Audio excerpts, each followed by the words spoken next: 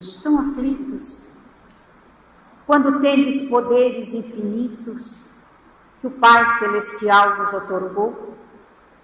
Acaso sois mais fracos do que o vento, que sacudindo o mar neste momento vos atemorizou?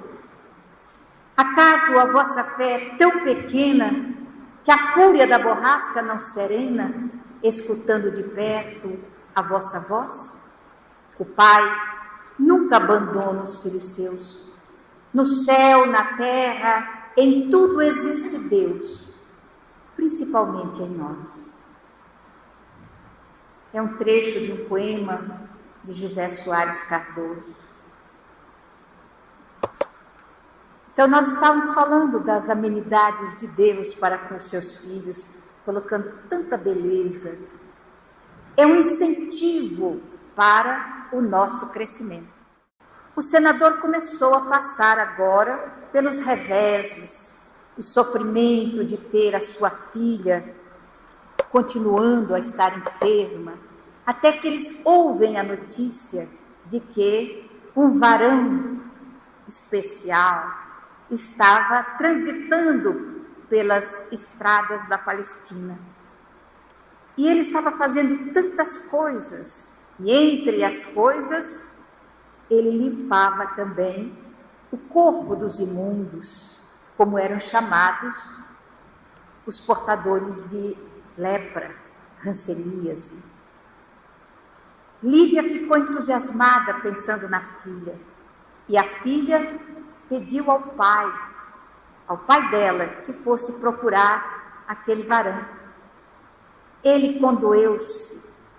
Aí a luta que se trava em nós, vamos pensar em nós, sempre em nós, na nossa luta, pedir desculpas de verdade. Comercialmente a gente pede, tropeça, desculpa, mas a gente nem pensa, isso é um automatismo, desculpa.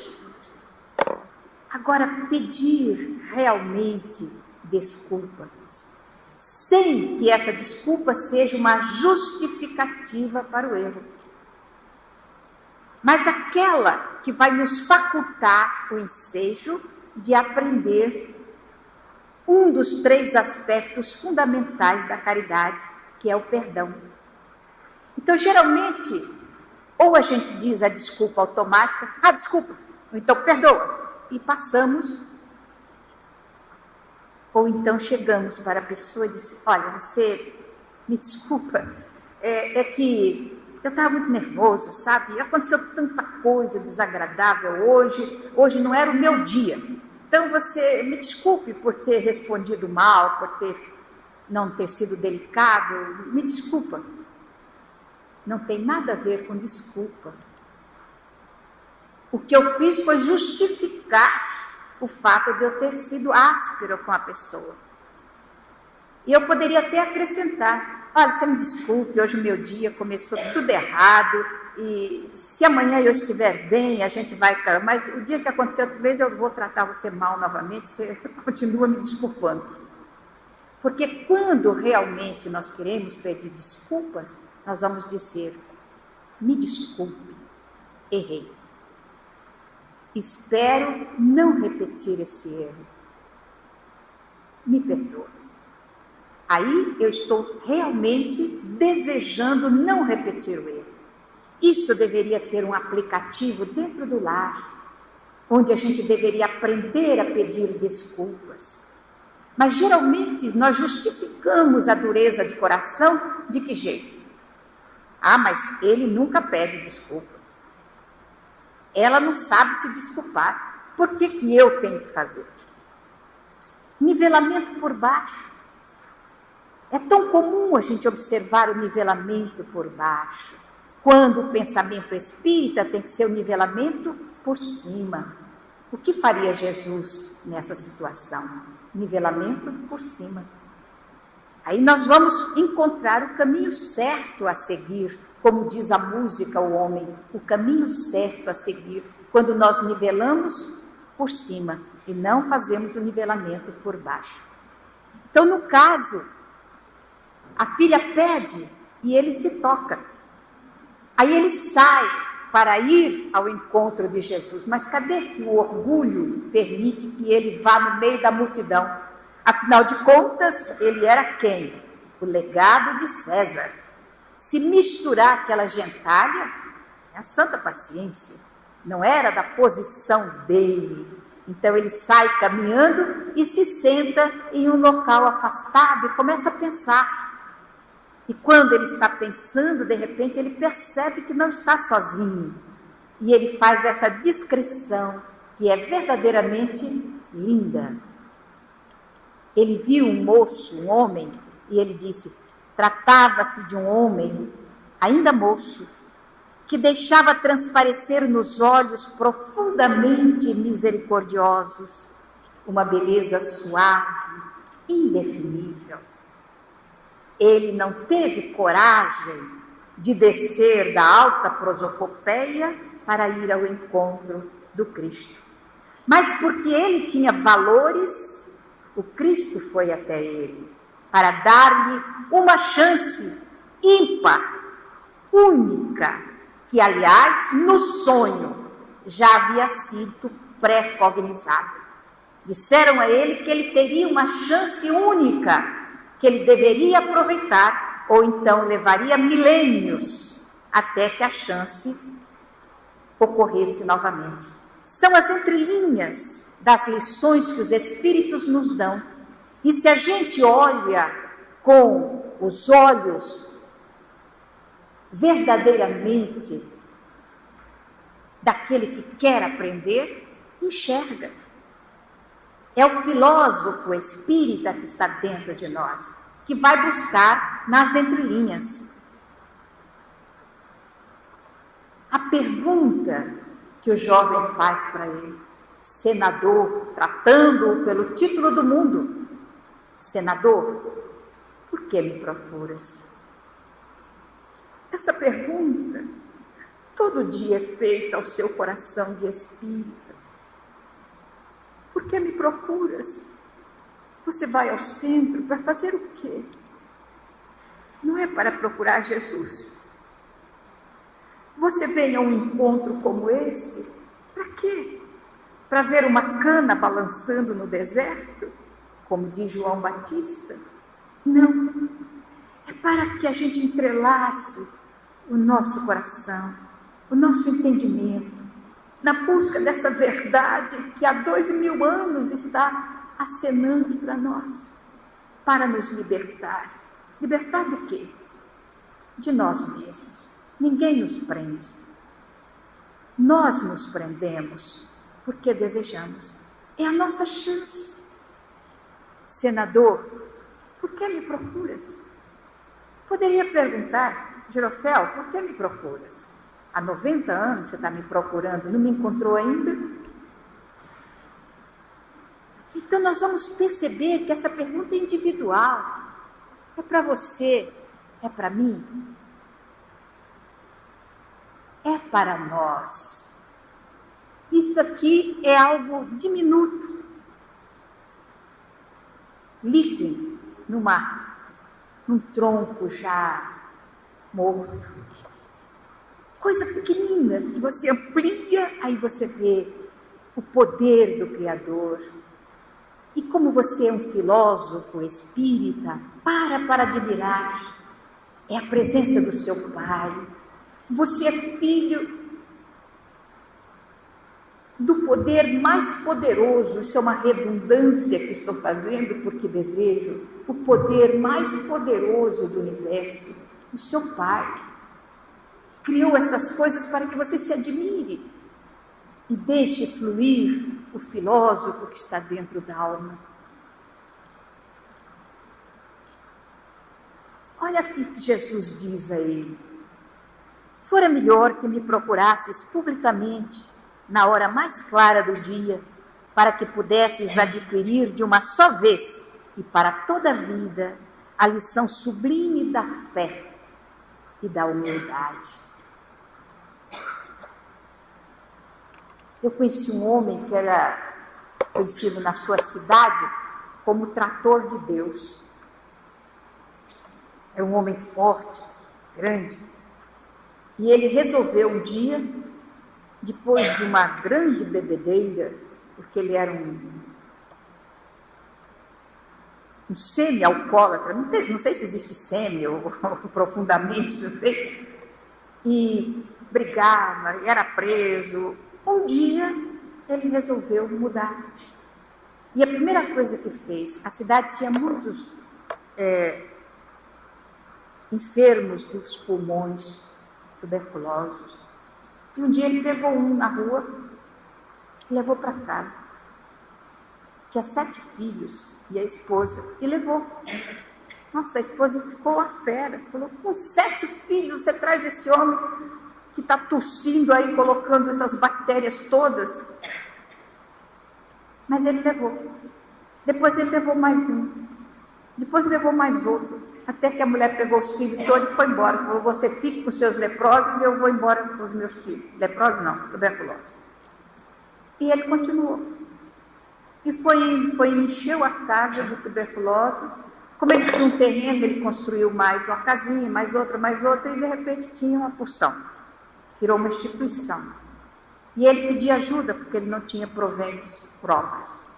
E um dia chegou um deputado na cidade. E ele foi procurar esse deputado na porta do hotel. Ele ficou ali na porta. Quando o deputado saiu com o séquito todo de acompanhantes, ele chegou e pediu, deputado, o senhor podia me dar uma quantia para eu aplicar na instituição que nós temos? O deputado olhou aquele homem forte, grande, falou, você não tem vergonha, não? Ele está pedindo dinheiro, vá trabalhar. Olha que braço que você tem, vá para a lavoura. Pega a enxada, trabalha. Em vez de ficar por aí pedindo dinheiro para os outros. Ele falou, deputado, o senhor não entendeu.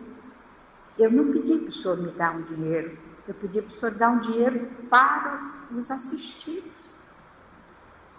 E o deputado deu-lhe uma bofetada no rosto. A coragem dele estava no segurança que estava do lado, porque aquele homem baixo para aquele homem alto não daria, não. Mas os seguranças estavam lá e ele então deu-lhe a bofetada. O trator de Deus olhou para ele profundamente e disse, deputado, o senhor já deu o que eu mereço. Agora, por favor, me dê uma ajuda para os meus assistidos lá da instituição. E o senador não teve outro jeito, tirou o talão de cheque, assinou o cheque, deu a ele e ficou sendo um dos beneméritos da instituição. Os caminhos de Deus. A gente ouve alguma coisa assim e admira. Mas o que Jesus falou para a gente? Vai tu e faz o mesmo. Foi isso que ele disse no Evangelho. Que a gente fosse e fizesse o mesmo. Para encontrar o reino dos céus. É o Evangelho falando não para o público, mas falando para mim. Quando eu prego, eu tenho uma boca que fala e 2 ouvidos que ouvem. Primeiro o som chega para mim, depois para os outros. Então a gente prega para si, vai e faz o mesmo. Quando ele diz assim, adquirir de uma só vez e para toda a vida a lição sublime da fé e da humildade. Acredito que aquele homem aprendeu o trator de Deus. O senador não. Porque havia nele uma barreira. A barreira que está em mim, que está em você, que está em todos nós, que está lá nas páginas do Evangelho, que a gente tem estudado há tanto tempo, mas não tem entendido. Orgulho e egoísmo, que são as barreiras. E aí você bota o melindre, bota o personalismo, a vaidade, etc, etc. Não é lindo, gente? São as amenidades de Deus. Olha o que Jesus diz ao senador. Mas agora, neste momento, ele não está dizendo ao senador, está dizendo para você. Bem no seu coração. Todos os poderes do teu império são bem fracos e todas as tuas riquezas bem miseráveis. O que ele quer dizer para você, espírita, que pensa que é alguém de destaque no mundo, que pensa que é melhor do que os outros? Tudo isso passa. O pedestal que você utiliza agora vai virar pó. Quando estive em Roma e andei nas ruínas da cidade imperial, eu revi o senador nas telas da minha imaginação e as palavras de Jesus.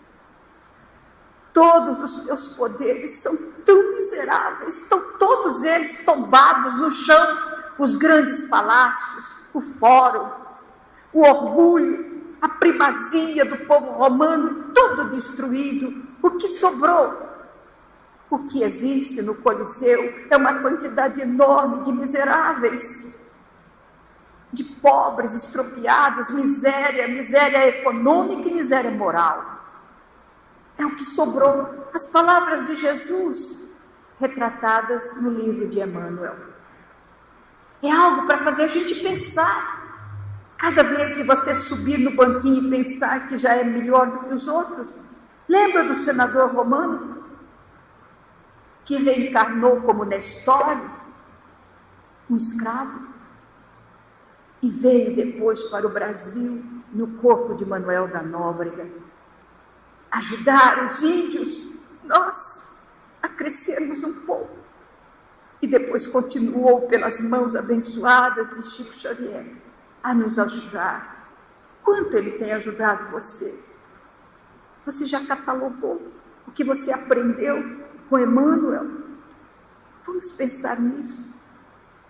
Porque as glórias do mundo, eles se perdem. Frederico Figner diz isso no livro Voltei. Vale a pena a gente caminhar com o irmão Jacó para entender essa lição de humildade, de simplicidade que precisa viger em nossa vida. Isso é um fragmento de um girassol, lindo. Olha Jesus continuando falando. As suas ciências vão se consumir, vão desaparecer. Tudo aquilo que a gente dá valor na atualidade vai passar. O tempo vai soprar e tudo isso desaparece. O que é que sobra? O que é que fica? São as conquistas reais. Eu posso conquistar um título importante aqui na vida, mas esse vai ficar. Agora, se eu conquistar um título de paciência, resignação, tolerância, perdão, esses títulos são meus para sempre. Ninguém tira. Ninguém vai tirar. Porque isso é conquista real, é conquista verdadeira. Ela não vem com o nome no jornal. Ela não vem com a placa na parede. Ela não vem com nada disso que faz a alegria de nós que estamos aqui remando contra a maré do orgulho e do egoísmo. Então temos que pensar, filosofar.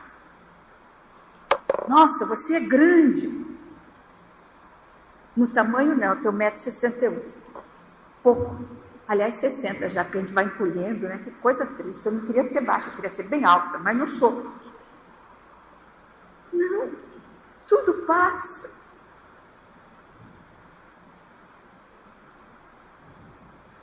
O que não passa nunca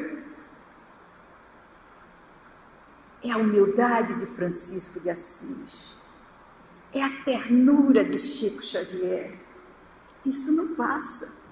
É a grandeza de Teresa de Calcutá, a doçura de Irmã Dulce. Isso não passa, nunca, fica para sempre. Você pode se esquecer do poder de Átila, o rei dos hunos, da grandeza de Nabucodonosor, o rei da Babilônia, Você pode se esquecer de tudo isso, mas nunca vai se esquecer de dizer: Francisco de Assis, me ajude. Isso fica para sempre. Então, tudo que ele diz aqui passou. Porque uma outra ciência, a ciência do amor, iria surgir na Terra e essa iria prevalecer para sempre. Essa é a flor símbolo da Califórnia. Lindos campos amarelos que se vê ao longe, balançada pelo vento. É um convite a que a gente pense em Deus. Veja Deus nessa criação linda que a gente vai destruindo paulatinamente. Vamos encontrar um outro tipo de sofrimento. Nós vamos ver 2 tipos de sofrimentos nesse livro. Aquele que vem das penas e aquele que vem das recompensas. Os que vêm das penas arrancam lágrimas amargas, tristes, solitárias. Aquele que vem das recompensas suscita lágrimas de libertação. São 2 tipos de lágrimas. A lágrima do perdedor, que chora por ter perdido, e a lágrima do vencedor, que chora porque venceu. Então nós vamos encontrar Lívia dando mais uma lição para mim, para você. Os títulos que o berço me outorgou não conseguiram eliminar as provações que o destino também me trouxe, com a mocidade e a fortuna. A alma límpida de Lívia conversando com a sua grande amiga, que era sua escrava também, Ana. Não sou eu não, mas eu gostaria de ter sido. A conversa das duas. Então ela diz, né? Porque ela era patrícia também, descendente de uma família abastada, casou-se com o senador, tinha os títulos que a vida outorgou àquela, mas a vida que lhe deu títulos não tirou a chance de testemunhar o quê? A paciência, a resignação, o perdão, a renúncia, que foi, enquanto o senador demonstrava arrogância, prepotência, autoritarismo, Lívia dava como lição paciência, resignação, renúncia. Essas coisas que são tesouros verdadeiros, que depois que você conquista, você não perde nunca. Ninguém lhe rouba, ninguém lhe tira. É seu, para sempre. Bom pensar isso. Então ela diz, porque ela estava sofrendo. Sofrendo por quê? Porque era honesta, porque era digna, e quem tem esses valores não se defende. Não precisa. Olha a palavra de André Luiz. Não te importes os caluniadores. Viva de tal maneira que as pessoas não acreditem nele e descubram você como você é, sem levantar uma palavra de autodefesa. Agora vamos ver o senador. Olha a dicotomia, a similitude e a dicotomia nas 2 frases. Os títulos que o berço me outorgou não me tiraram a necessidade de passar pelos trâmites do sofrimento. É uma palavra de quê? De compreensão dos acontecimentos. As mesmas palavras, mais ou menos, de uma outra forma. O senador, quando descobre que tudo que ele se esforçou para estabelecer o relacionamento afetivo com a sua companheira, depois de 25 anos, tudo foi maldade. Tudo que ele pensou, que ele idealizou e tal, para pedir perdão. André Luiz tem uma frase muito interessante, ele diz assim: caridade discutida, o socorro chega tarde. A gente resolve fazer alguma coisa e começa a discutir as minúcias. Não, a gente bota uma parede aqui, Não, eu posso fazer um buraco aqui. Não, a gente pendura um quadro aqui, a gente faz isso. E passamos uma semana, não deu para discutir tudo, outra semana e tal. Passou o tempo da realização. O socorro chega tarde. Aí ele, falando com ele mesmo, de que lhe valiam agora as vitórias políticas, a significação social, sob a mão implacável de seu impiedoso destino neste mundo? Vamos fazer uma volta. Tudo isso começou por uma palavrinha: não. O não que ele disse ao lavrador, o não que ele disse ao judeu. Os anos se passaram, 25 anos. E ele então, de que lhe valiam agora as vitórias políticas e a significação social, sob a mão implacável de seu impiedoso destino neste mundo? A gente bota a culpa no destino.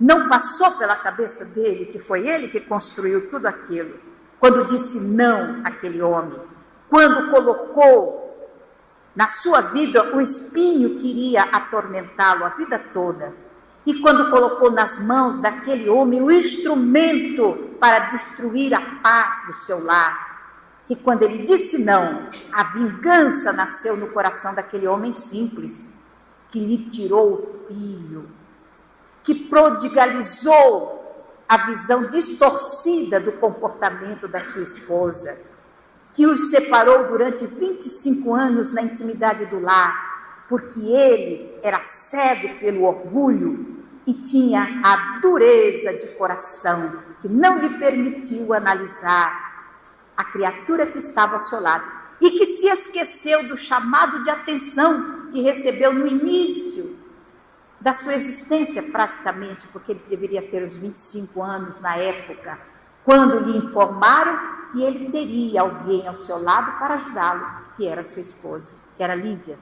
Então, ele culpa o destino, porque esquece o comportamento. Também nós somos assim, porque a gente lê, mas não compreende as coisas. A gente se atém à história, a gente se atém ao rio de lágrimas, porque a gente chora lendo há 2000 anos, mas a gente devia chorar de contentamento, porque nós recebemos uma lição linda, verdadeira, nesse livro. Quando ele está na amargura do sofrimento, dizendo aquelas palavras, mais uma vez o mundo espiritual acena com a possibilidade dele se recuperar, quando lhe aparece o espírito do amigo do começo do livro, Flamínio, que era também senador.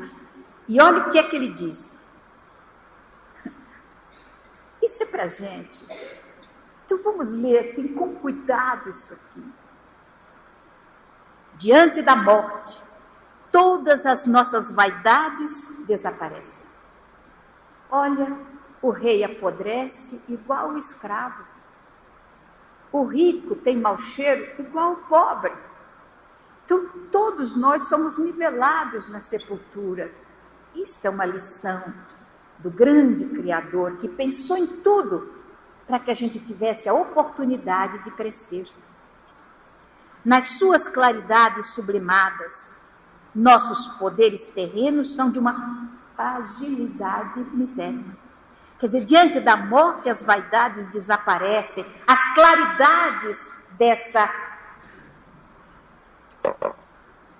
força incoercível que tira toda a visão mítica que a gente tem de poder, de glória, de qualquer coisa que se possa comprar com os valores da terra.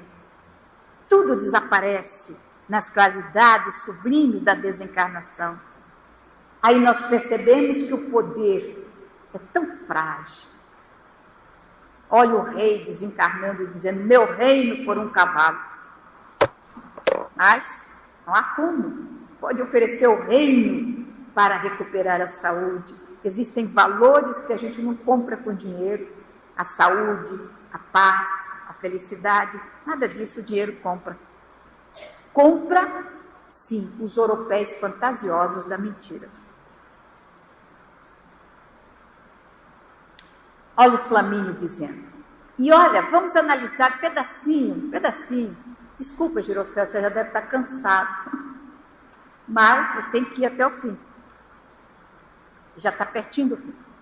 Toda vez que caímos ao longo do caminho, olha, guardem essa frase, favorecendo o mal ou praticando-o, nós não devemos ser coniventes com o erro, nunca. Temos que trabalhar de tal maneira que a consciência não nos acuse. Isso é o principal. Então eu não tenho que trabalhar para que vocês me aplaudam, para que vocês me deem o beneplácito da concordância. Eu tenho que trabalhar para que a minha consciência não me acuse. Que o problema está todo aqui dentro da minha felicidade ou não. Se a minha consciência me acusa, todas as pessoas podem justificar. Que ela não justifica, ela acusa. E eu tenho que consertar. Toda vez que caímos ao longo do caminho, favorecendo o mal ou praticando-o, efetuamos uma intervenção indébita no equilíbrio, na harmonia da lei de Deus. Com a nossa liberdade relativa, contraindo uma dívida com o peso dos infortúnios. Isto aqui é uma lição de vida, só essa frase, uma lição de vida. Para que o espírita, filósofo, comece a raciocinar. Porque às vezes nós nem praticamos o mal, mas somos coniventes, aceitamos. A maledicência é uma coisa terrível na nossa vida. Nós podemos não ser maledicentes, mas ouvimos a maledicência. E quem cala, consente. Se nós nos calamos diante da maledicência que houve, estamos consentindo na mesma. Isto é terrível. Ontem falamos das perturbações. É uma palavra que as pessoas usam muito quando quer denegrir o outro. Olha, fulano está muito perturbado.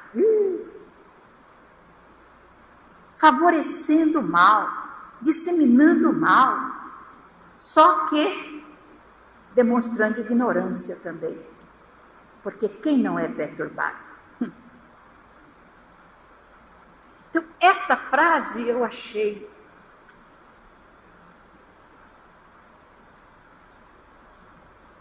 tem mais um aspecto. Foi a minha filha que organizou tudo isso, eu escolhi só as frases e ela fez os desenhos. Ela falou: mãe, olha que coisa terrível que é arrependimento. Vocês observem a imagem, o relógio da vida rodando e a criatura enrolada no cipoal do arrependimento. Por que eu fui fazer isso? Por que eu disse isso? Oh, meu Deus! O cancioneiro popular ensina-nos de uma forma tão linda quando ele diz assim: a gente briga, diz tanta coisa que não quer dizer, briga pensando que não vai sofrer e não faz mal se tudo terminar, até que um dia a gente entende que ficou sozinho. Então, há duas maneiras de se ficar sozinho: com o arrependimento, que é um cipoal nos atormentando, ou com a saudade, que fica na alma da gente. 6 anos que o seu Guimarães se foi, e a saudade continua comigo. Uma saudade boa, tranquila. Foi uma vida de lutas, todavia de aprendizado também. 44 anos e meio de aprendizado, e foi tão bom. E a saudade é uma coisa boa na alma da gente, quando a gente não tem motivos para se arrepender. Mas quando a gente briga e diz tanta coisa que depois, em sã consciência, gostaria de não ter dito. O arrependimento. Ele está no sofrimento, o senador. A esposa foi levada ao picadeiro, foi morta pelos animais. Ele estava no auge da conquista do mundo e perdeu a maior conquista que ele fez na terra, que foi conviver com o espírito notável de Lívia e de ter um encontro direto com Jesus.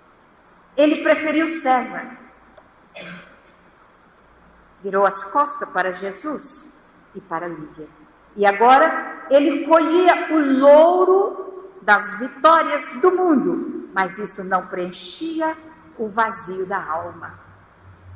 E é nessa hora que ele tem mais uma chance na vida dele.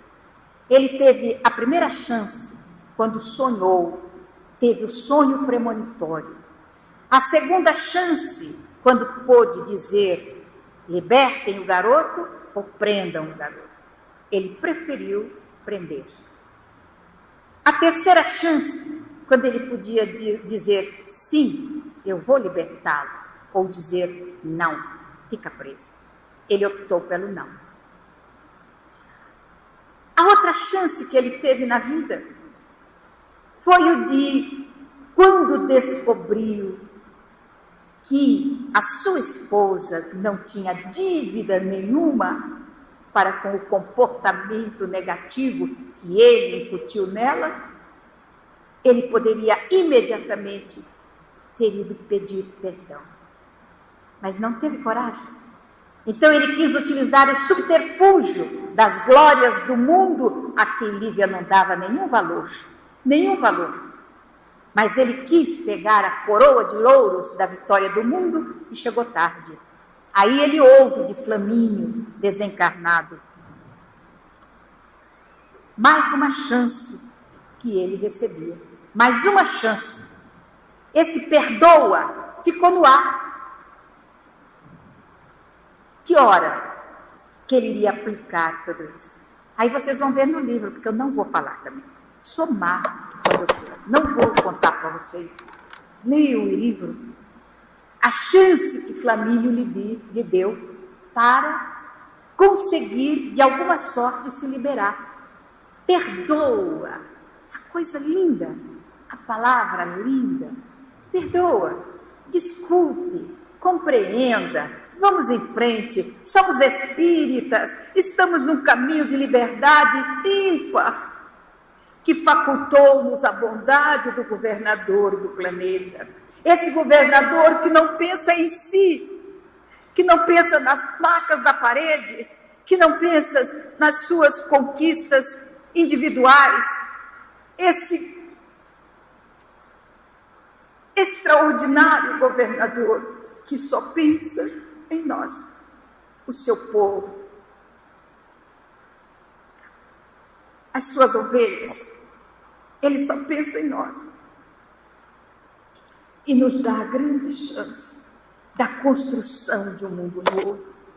Porque quando a sombra da descrença espalhava a escuridão e a dor era profunda e imensa, torturando os corações, lá das mansões, onde ele vive, o nosso governador verdadeiro, veio a luz de um novo dia. E a palavra-chave, perdoa. Perdoa o seu marido complicado, perdoa a sua esposa difícil, perdoa os filhos que a gente não soube conduzir melhor, perdoa os pais, se eles não foram capazes de dar o que você gostaria de receber. Perdoa sempre. O patrão irracível, o chefe ignorante, os companheiros de luta. Perdoa. Essa é a palavra-chave, a grande caridade que nós podemos fazer nos dias da nossa vida. Perdoar. Não colocaram a minha música.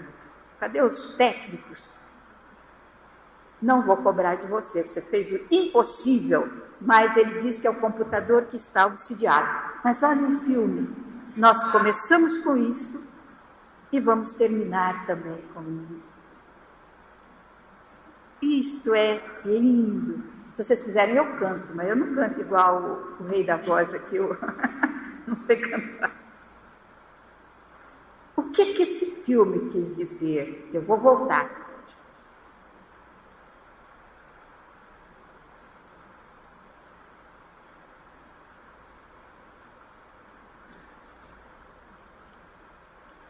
Micro-organismos, essas coisas tão grandes que nós estamos vendo aí, tudo isso está contido em uma gota d'água.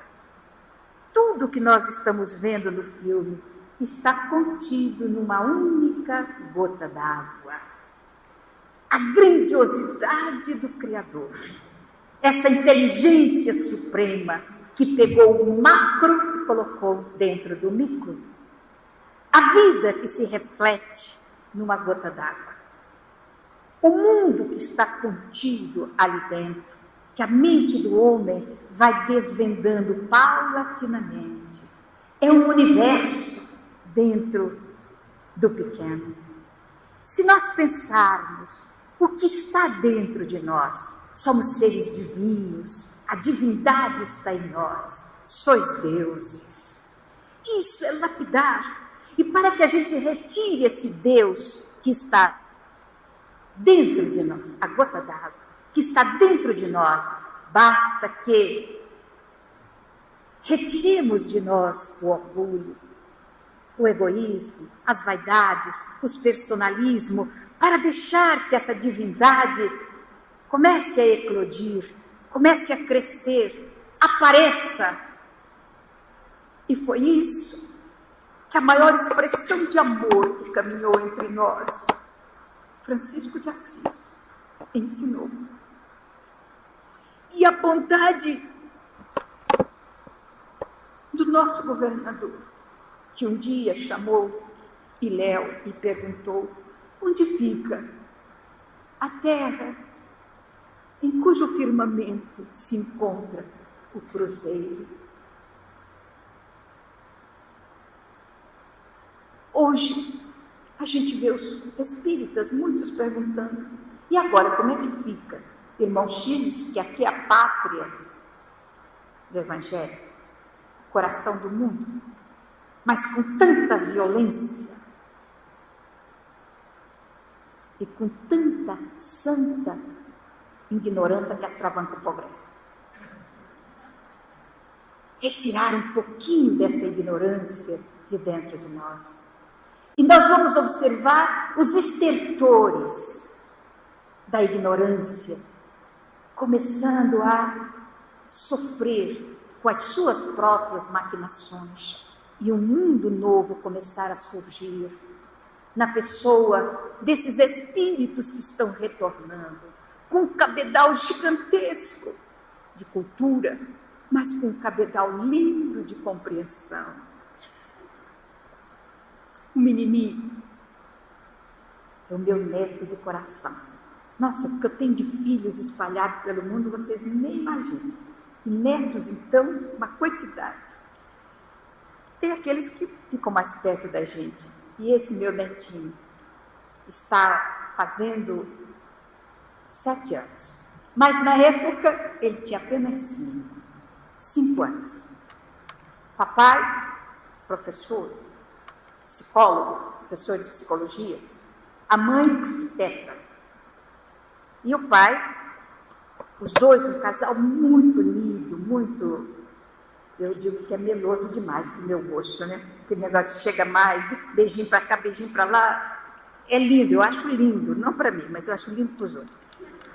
E os dois assim, 2 filhinhos, e ele, nos seus 5 aninhos, vendo aquele carinho do pai e da mãe.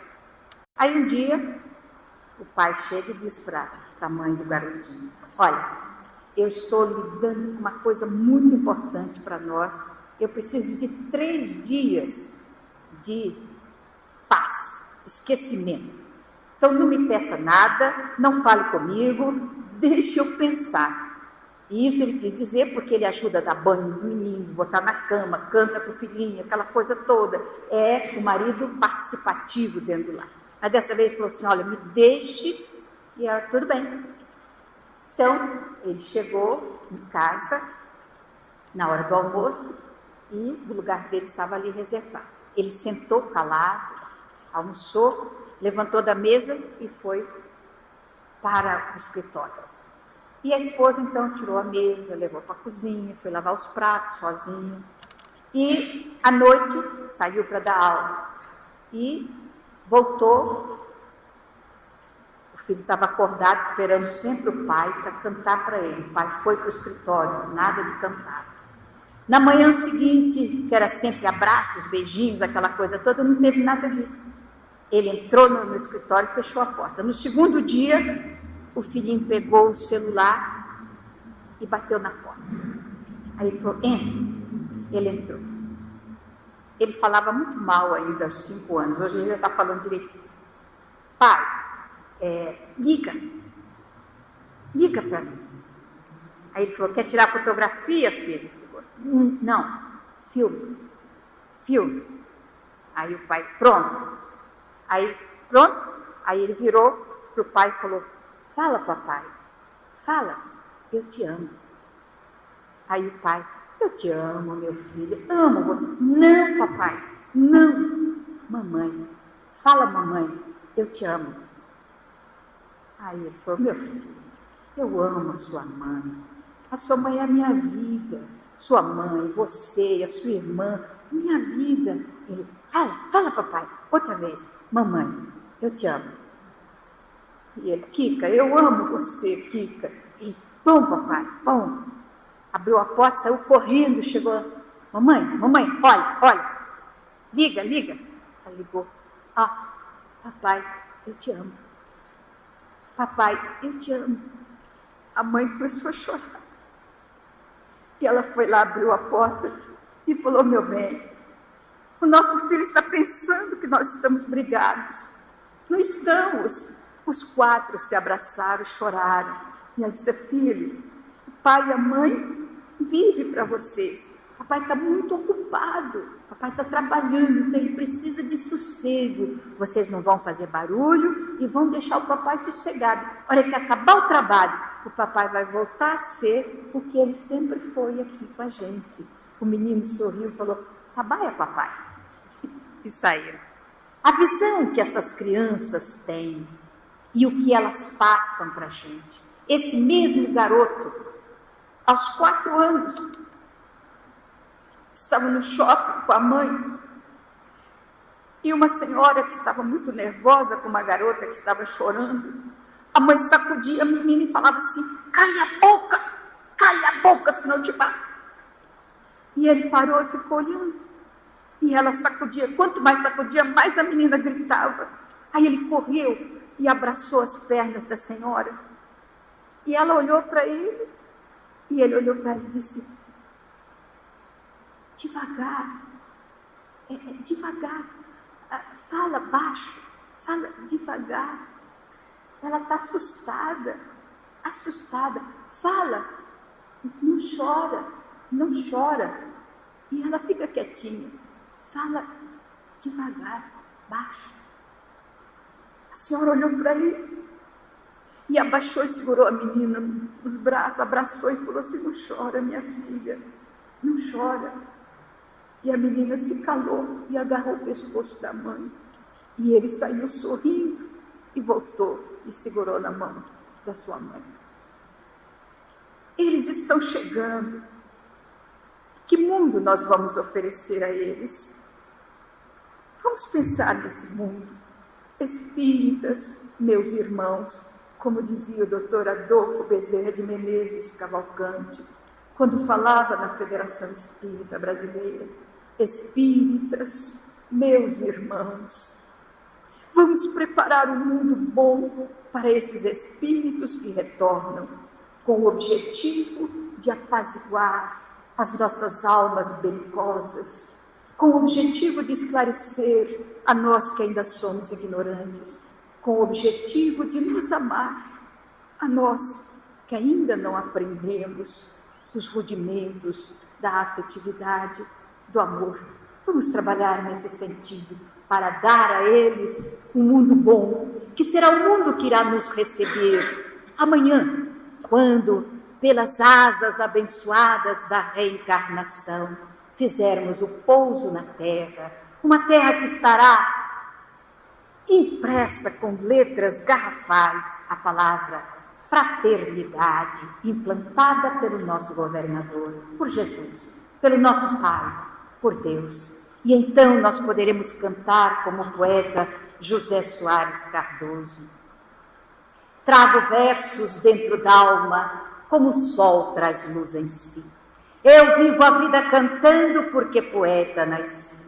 Ouço cachoeiras rolando das alturas dos meus sonhos, em dias claros, risonhos de luminosa beleza. Nesse plano eterizado, quando eu penso estar pensando, estou com a alma escutando a prece da natureza.